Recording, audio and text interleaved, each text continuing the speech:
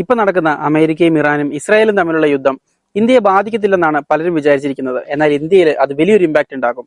എല്ലാ ജനതകളെയും അത് ബാധിക്കുകയും ചെയ്യും. ലോക ഭൂപടം എടുത്തു നോക്കിക്കഴിഞ്ഞാൽ മിഡിൽ ഈസ്റ്റിൽ ഒരു ചെറിയ പാത കാണാം. അതാണ് സ്ട്രെയിറ്റ് ഓഫ് ഹോർമസ്. ഇതൊരു സീവേ ആണെങ്കിലും ഇതിനെ നമുക്ക് ലോകത്തിന്റെ ഓയിൽ പൈപ്പ് ലൈൻ എന്ന് വിളിക്കാം. ഇതിന്റെ ഇമ്പോർട്ടൻസ് എന്താണ് എന്ന് ചിന്തിക്കുകയാണെന്നുണ്ടെങ്കിൽ ലോകത്ത് ഉൽപ്പാദിക്കപ്പെടുന്ന ക്രൂഡ് ഓയിലിന്റെ 20 മുതൽ 30% വരെ കടന്നു പോകുന്നത് ഈ വഴിയിലൂടെയാണ്. Saudi Arabia, Iraq, UAE, Kuwait, Qatar തുടങ്ങിയ രാജ്യങ്ങൾ അവരുടെ എണ്ണയും ഗ്യാസും വിദേശത്തേക്ക് അയക്കുന്നത് ഈ ഹോർമൂസ് വഴിയാണ്. ഈ വഴി അടഞ്ഞാൽ ലോകത്തെ എണ്ണ വിതരണം പാതി വഴിയിൽ നിൽക്കും. ഇനി നമുക്ക് ഈ ഹോർമസ് കടലിടുക്ക് എങ്ങനെയാണ് ഇറാന്റെ കൺട്രോളിൽ വന്നത്, ശരിക്കും ഇത് ഇറാന്റെ കൺട്രോളിൽ മാത്രമാണോ എന്ന് നോക്കാം. യഥാർത്ഥത്തിൽ ഇത് ഇറാന്റെ കൺട്രോളിൽ മാത്രമല്ല. ഈ കടലിന്റെ ഒരു വശം ഇറാന്റെ സമുദ്രപരിധിയിലും മറ്റേത് ഒമാന്റെ പരിധിയിലുമാണ്. എന്നാൽ ഇവിടെ ചില ട്വിസ്റ്റുകളുണ്ട്. ഈ കടലിന്റെ ഏറ്റവും വീതി കുറഞ്ഞ ഭാഗം വെറും 33 കിലോമീറ്റർ ആണ്. അന്താരാഷ്ട്ര നിയമപ്രകാരം ഒരു രാജ്യത്തിന്റെ തീരത്ത് നിന്ന് 22 കിലോമീറ്റർ വരെ ആ രാജ്യത്തിന്റെ സ്വന്തം അധികാര പരിധിയാണ്. ഇവിടെ രണ്ട് രാജ്യങ്ങളുടെയും പരിധികൾ തമ്മിൽ കൂട്ടിമുട്ടുന്നുണ്ട്. എന്നിരുന്നാലും എന്തുകൊണ്ടാണ് ഇറാന് ഈ സ്ഥലത്തിന്റെ മേൽ ഇത്രയധികം കൺട്രോൾ വരുന്നത് എന്ന് നോക്കാം. അതിന് പ്രധാനമായും 4 കാരണങ്ങളാണുള്ളത്. ഒന്നാമത്തേത് ജിയോഗ്രഫിക്കൽ അഡ്വാൻറ്റേജ്. ഇറാന്റെ നീളമേറിയ കോസ്റ്റൽ ലൈൻ ഈ കടലിടുക്കിന് തൊട്ടടുത്തൂടെയാണ്. ഇനി രണ്ടാമത്തേത് മിലിറ്ററി പവർ. ഇറാന്റെ സൈന്യത്തിന് ഈ ഏരിയയിൽ നല്ല കൺട്രോൾ ഉണ്ട്. ചെറിയ മിസൈലുകൾ, കടലിനടിയിൽ കുടിച്ചിട്ടിരിക്കുന്ന മൈൻസ് എന്നിവയൊക്കെ ഉപയോഗിച്ചുകൊണ്ട് ഇവർ വലിയ കപ്പലുകളെ തടയുന്നു. ഇനി മൂന്നാമത്തേതാണ് ഐലൻഡ് കൺട്രോൾ. ഈ ഹോർമോസിന്റെ അടുത്തുള്ള ചില ദ്വീപുകൾ ഇറാന്റെ കയ്യിലാണ്.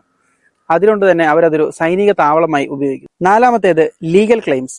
അന്താരാഷ്ട്ര നിയമപ്രകാരം ട്രാൻസിറ്റ് പാസേജ് അനുവദിക്കുന്നുണ്ടെങ്കിലും തങ്ങളുടെ സുരക്ഷയ്ക്ക് ഭീഷണിയാണെന്ന് തോന്നിയാൽ കപ്പലുകളെ പരിശോധിക്കാനുള്ള അധികാരം തങ്ങൾക്കുണ്ടെന്ന് ഇറാൻ വാദിക്കും. ചുരുക്കത്തിൽ പറഞ്ഞാൽ ഹോർമോസ് കടലിടുക്ക് ഒരു ഇന്റർനാഷണൽ വാട്ടർവേ ആണ്. എന്നാലും അതിന്റെ ജിയോഗ്രഫി ഇറാന് ഒരു അപ്പർ ഹാൻഡ് നൽകുന്നു. അതുകൊണ്ടാണ് അതിലൂടെ കപ്പൽ പോകുമ്പോൾ അമേരിക്ക പോലും ഇറാന്റെ നീക്കങ്ങളെ ശ്രദ്ധയോടെ വീക്ഷിക്കുന്നത്. ഇനി ഇതിന്റെ ഹിസ്റ്ററി എന്താണെന്ന് നോക്കാം. ഇറാനും അമേരിക്കയും തമ്മിലുള്ള ശീതയുദ്ധത്തിന് നൂറ്റാണ്ടുകളുടെ പഴക്കമുണ്ട്. 1980കളിൽ ഇറാൻ ഇറാഖ് യുദ്ധസമയത്ത് ഇരു രാജ്യങ്ങളും കപ്പലുകളെ ആക്രമിക്കാൻ തുടങ്ങിയതോടുകൂടിയാണ് ഹോർമൂസ് ഒരു വാർ സോണായി മാറുന്നത്. ഇതിന്റെ പിന്നിലെ സ്ട്രാറ്റജി എന്താണെന്ന് നോക്കിക്കഴിഞ്ഞാൽ തങ്ങളെ ആരെങ്കിലും ആക്രമിക്കാൻ വന്നു കഴിഞ്ഞാൽ ഈ കടലിടുക്ക് ഉപരോധിക്കുമെന്ന് ഇറാൻ എപ്പോഴും പറയാറുണ്ട്. കാരണം സൈനികമായി വലിയ രാജ്യത്തെ നേരിടുന്നതിനേക്കാൾ എളുപ്പത്തിൽ ഈ കടൽപാത അടച്ചിടുകയാണെന്നുണ്ടെങ്കിൽ മറ്റു രാജ്യങ്ങളെ സമ്മർദ്ദത്തിലാക്കാൻ കഴിയും. ഇനി നമുക്ക് കറന്റ് സിറ്റുവേഷൻ എന്താണെന്ന് നോക്കാം. ഇപ്പോൾ 2026 ഇസ്രായേലും ഇറാനും നേരിട്ടുള്ള യുദ്ധത്തിലേക്ക് ഇറങ്ങിയതോടുകൂടി ഹോർമൂസ് വീണ്ടും വാർത്തകളിൽ നിറയുകയാണ്. ഇറാൻ പൂർണ്ണമായും ആ കടലിടുക്ക് അടച്ചിട്ടില്ല. എന്നാൽ അവിടെ യുദ്ധക്കപ്പലുകൾ നിരന്നതോടുകൂടി വലിയ ചരക്ക് കപ്പലുകൾക്ക് അതുവഴി പോകാൻ പേടിയാണ്. മാത്രമല്ല ഇൻഷുറൻസ് തുകയും വല്ലാണ്ട് ഉയർന്നിട്ടുണ്ട്. ഇത് എണ്ണയുടെ വിലയെ ബാധിക്കാൻ സാധ്യതയുണ്ട്. ഇനി ഇത് ഇന്ത്യയെ എങ്ങനെ ബാധിക്കുന്നു എന്ന് നമുക്ക് നോക്കാം. ഒന്നാമത്തെ കാര്യം വിലക്കയറ്റമാണ്. ഏകദേശം 60% എണ്ണ ഇന്ത്യയിലേക്ക് വരുന്നത് ഗൾഫിൽ നിന്നാണ്. ഹോർമൂസ് വഴി അടഞ്ഞു കഴിഞ്ഞാൽ പെട്രോളിനും ഡീസലിനും ലിറ്ററിന് ഏകദേശം 20 മുതൽ 30 രൂപ വരെ വിലക്കയറ്റം സംഭവിച്ചേക്കാം. അതും പെട്ടെന്ന് തന്നെ. ഒരു സാധാരണക്കാരനെ കുറിച്ച് ചിന്തിക്കുകയാണെന്നുണ്ടെങ്കിൽ ട്രാൻസ്പോർട്ടേഷന്റെ വില കൂടും. അതുപോലെ പച്ചക്കറിയുടെയും നിത്യോപയോഗ സാധനങ്ങളുടെയും ഗ്യാസിന്റെയും എല്ലാം വിലയിൽ നല്ല മാറ്റം ഉണ്ടാവും. ചുരുക്കി പറഞ്ഞാൽ അവിടെ ഒരു കപ്പൽ തടഞ്ഞു കഴിഞ്ഞാൽ നമ്മുടെ ഫാമിലിയുടെ ബഡ്ജറ്റ് തെറ്റും. ഇനി ഇതിനൊരു സൊല്യൂഷൻ നോക്കുകയാണെന്നുണ്ടെങ്കിൽ ലോകരാജ്യങ്ങൾ ഒരിക്കലും വെറുതെ ഇരിക്കില്ല.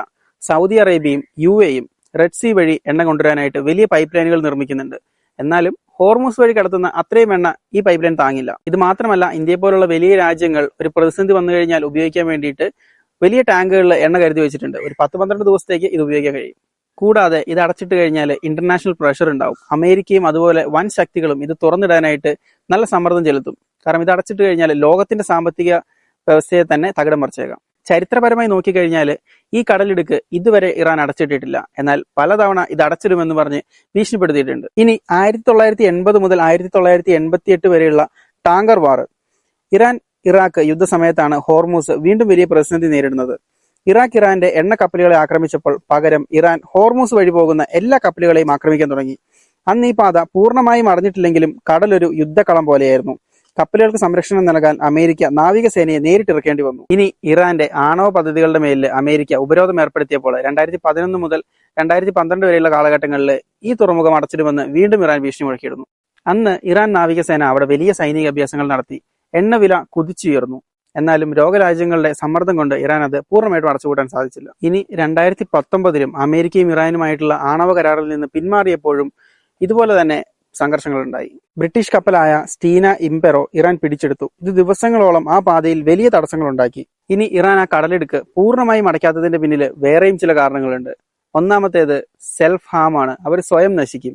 ഇറാന്റെ എണ്ണയും വിദേശത്തേക്ക് പോകുന്നത് ഈ കടലിടുക്കിലൂടെ തന്നെയാണ്. മാത്രമല്ല ഹോർമൂസ് അടയ്ക്കുന്നത് ഒരു അന്താരാഷ്ട്ര നിയമലംഘനമാണ്. അങ്ങനെ ചെയ്തു കഴിഞ്ഞാൽ അമേരിക്കയും മറ്റ് ലോകശക്തികളും ഇറാന്റെ മേളിൽ നേരിട്ട് യുദ്ധത്തിനിറങ്ങും. ഇനി മൂന്നാമത്തേത് ചൈനയുടെ സമ്മർദ്ദമാണ്. ഇറാന്റെ ഏറ്റവും വലിയ സുഹൃത്തായ ചൈനയ്ക്ക് എണ്ണ കിട്ടുന്നതും ഈ കടൽമാർഗത്തിലൂടെ തന്നെയാണ്. അതുകൊണ്ട് ചൈനയെ പിണക്കാനായിട്ടും ഇറാൻ ആഗ്രഹിക്കില്ല. ഇറാൻ ഹോർമൂസിനെ ഒരു വിലപേശൽ ആയുധമായിട്ടാണ് കാണുന്നത്.